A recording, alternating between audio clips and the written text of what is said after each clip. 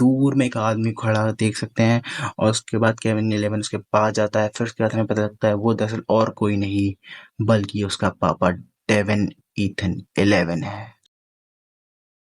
पापा, आप जिंदा हो? आप जिंदा हो? आपको कहाँ कहाँ नहीं ढूंढा मैंने। आप मुझे लगा कि मर गए हो। हाँ बेटा, मैं जिंदा हूँ और पहले से ज्यादा ताकतवर हूँ। डेविन यहाँ पर केविन 11 का गला पकड़ के कहता है, और तुम मेरे बेटे अब एक अब नॉर्मल से बच्चे हो जो कमजोर है, जो रियल ताकत को नहीं समझ सकता, लेकिन मैं तुम्हें समझाऊंगा बहुत अच्छे तरीके से। फिर उसके बाद यहाँ पे डेविन है जो केविन 11 को बहुत दूर फेंकता है और बहुत दूर जाके गिरता है। फिर उसके बाद केविन कहता है, पापा, ये मैं हूँ, केविन, आपका बेटा। हाँ बेटे, मैं जानता हूँ, पर लेकिन तुम नहीं पहचानते असली ताकत को।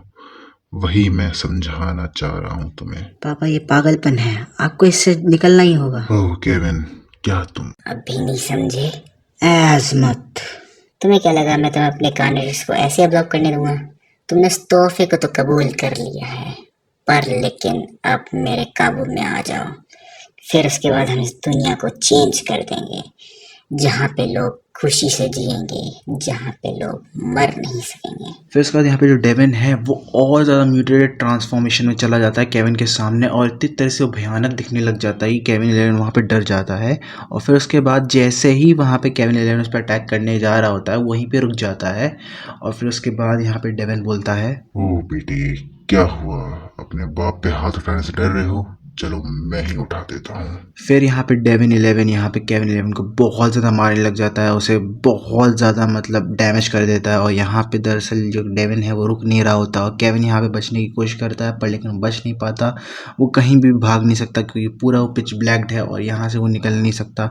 फिर उसके बाद हमें यहाँ पे बीच में बेन की आवाज़ सुनाई जाती है, केविन, ये सिर्फ एक आंखों का धोखा है, वो एज़मत ही है, तुम उससे लड़ सकते हो, हिचकिचाओ मत, वो तुम्हारे पापा नहीं हैं।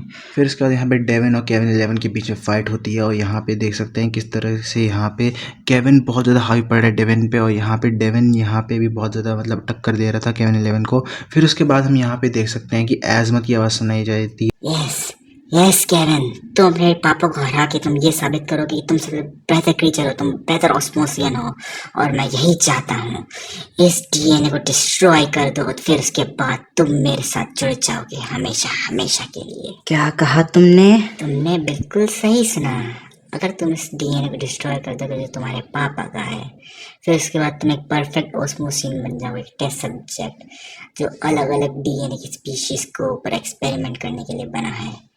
फिर उसके बाद मेरे को कभी कोई दिक्कत नहीं आएगी इस पूरे यूनिवर्स को चेंज करने में। फिर उसके बाद केविन यहाँ पे बहुत ज़्यादा बौखला जाता है, वो खुद पे कंट्रोल खो देता है। फिर उसके बाद यहाँ पे डेविन 11 को बहुत ज़्यादा कूटने लग जाता है। केविन यहाँ पे डेविन 11 के चेहरे को बहुत ज़्यादा डैमेज कर देता है। फिर उसके बाद हमें यहाँ पे अलग शॉट दिखाया जाता है जहाँ पे डेविन 11 और केविन 11 साथ में है जब वो बच्चा था। क्या हुआ बेटे, तुम उनके साथ जाके क्यों नहीं खेलते? पर पापा, वो बहुत अलग हैं, मैं उनसे बहुत अलग हूँ। वो एक इंसान है, मैं एक ऑस्मोसियन हूँ। इंसान और एलियंस के पास सोल्स होती हैं, एक दूसरे से प्यार करते हैं, इनके पास भी फैमिलीज़ होती हैं, इनके पास भी लव वंस होते हैं जो उनकी केयर करते हैं, इनके पास भी वही जिम्मेदारी है जो हमारे पास है। पर ये तो इंसान है, ये तो हमसे भी कमज़ोर है। यहाँ पे खेल ताकत का नहीं है केविन, यहाँ पे तुम्हारी जिम्मेदारियों का है। यहाँ पे हम चुनते हैं कि हम अपनी ताकत का किस तरह इस्तेमाल करते हैं और उसी चीज़ से यही लोग डिसाइड करते हैं कि हम लोग अच्छे हैं या बुरे। हमें हमारे एक्शंस की जिम्मेदारी खुद ही लेनी पड़ती है केविन बेटे।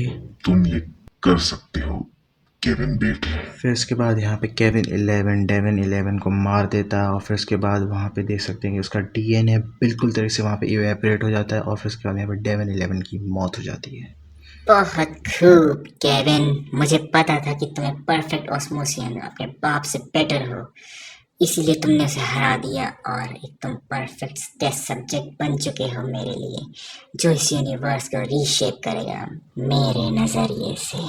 तुमने ठीक कहा, मैं अपने पापा जैसा बिल्कुल भी नहीं हूँ, बल्कि वो मेरे से बेहतर है। बेन, ये याद रखना, हम अपने एक्शंस की जिम्मेदारी खुद लेते हैं। फिर उसके बाद यहाँ पे केविन 11 डायमंड हेड के हाथ को यूज़ करके अपने नेक में घुसेड़ देता है और अपनी जान खुद ही ले लेता है वहाँ पे। बेवकूफ, ये तुमने क्या किया?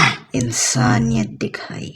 फिर उसके बाद यहाँ पे बेन यहाँ पे शॉक हो जाता है। फिर उसके बाद हम यहाँ पे देख सकते हैं बेन और एज़मत के बीच में बहुत ज़्यादा कन्फ्रंटेशन होती है। फिर उसके बाद यहाँ पे देखते हैं बेन यहाँ पे किसी तरह से छुड़ाना चाहता है अपनी कॉन्शियसनेस यहाँ पे। फिर उसके बाद हम यहाँ पे बाहर एक सिनेरियो देखते हैं कि ब्रिज पे ल्यूनर स्टील आ चुके हैं अपना उस वेपन को लेके जो बहुत ज़्यादा बड़ा होता है, उसको फायर करने रेडी होते हैं। फिर उसके बाद हम यहाँ पे देखते हैं जो केविन 11 है वो वहाँ पे मर चुका है और यहाँ पे ल्यूनर स्टील यहाँ पे बहुत ज़्यादा बौखला जाता है। फिर उसके बाद वो इमीडिएटली इसको रेडी करने के लिए बोल देता है और उसके बाद वो वेपन को एम करता है। फिर उसके बाद हम यहाँ पे बेन के ऊपर नजर डालते हैं। फिर उसके बाद हम यहाँ पे देखते हैं बेन जो है म्यूटेड हीट ब्लास्ट में ट्रांसफॉर्म है, पर लेकिन उसका आधा फेस वहाँ पे दिख रहा होता है और यहाँ पे ल्यूनर स्टील वहाँ पे उस बच्चे को देख रहा होता है। और फिर उसके बाद यहाँ पे बेन कहता है कि फायर कीजिए, जरा भी हेसिटेट मत कीजिए, इस मॉन्स्टर को रोकने का यही तरीका है, फायर कीजिए। ल्यूनर स्टील वहाँ पे थोड़ा सा हेजिटेट होता है, पर लेकिन यहाँ पे वो किसी तरह से खुद को रोकने की कोशिश करता है, किसी तरह सोचने की कोशिश करता है कि किस तरह से बच्चे को बचाए। फिर वहाँ पे बेन कहता है, मैंने बहुत कुछ खो दिया है, मेरी जिंदगी में कुछ नहीं बचा। अगर मेरी मौत से इस प्लेनेट को सेव किया जा सकता है तो प्लीज उसको चलाइए, प्लीज। फिर उसके बाद ल्यूनर स्टील यहाँ पे जो अपना वेपन है वो फायर कर देता है। फिर उसके बाद हम यहाँ पे देख सकते हैं बेन यहाँ पे बहुत ज़्यादा चीख रहा होता है, चिल्ला रहा होता है। फिर उसके बाद हम यहाँ पे देखते हैं कि बेन बहुत ज़्यादा दूर जाके गिरता है और फिर हम यहाँ पे देख सकते हैं जो बेन है वो डी फॉर्म हो जाता है, अपने ओरिजिनल फॉर्म में जाता है, ह्यूमन फॉर्म में जाता है। पर लेकिन हम यहाँ पे देख सकते हैं उसका आधा फेस जल चुका है। फिर उसके बाद ल्यूनर स्टील वहाँ पे कहते हैं rest in peace Kevin 11, rest in peace Ben 10। फिर उसके बाद यहाँ पे कुछ गवर्नमेंट्स के एम्प्लॉयज़ आते हैं और यहाँ पे ल्यूनर स्टील को इस केस पे ऑफ कर देते हैं और यहाँ पे बेन टेनिसन की बॉडी को यहाँ पे ले जाते हैं वो लोग एक हेलीकॉप्टर में। फिर उसके बाद हम यहाँ पे नेक्स्ट सीन में हम देख सकते हैं कि जो बेन 10 का दिमाग है उसमें जूम होता है और फिर उसके बाद हम यहाँ पे देखते हैं एज़मत को हंसते हुए और यहाँ पे बेन टेनिसन पूरी तरह से अनकॉन्शियस पड़ा है, बंधा हुआ।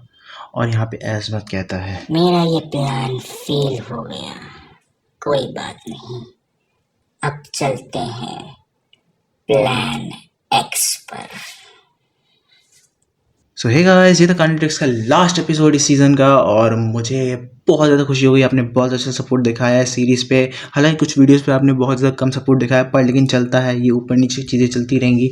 पर लेकिन आपको ये सीज़न कैसा लगा मुझे कमेंट सेक्शन में बताइए। क्या चेंजेस करने की ज़रूरत है, क्या चीज़ें लाने की ज़रूरत है, और इसका सेकंड सीज़न मैं तुरंत लाने की कोशिश करूँगा। बट आपको प्लीज़ इस पर सपोर्ट दिखाना है और प्लीज़ ऐसी सपोर्ट बनाए रखिएगा।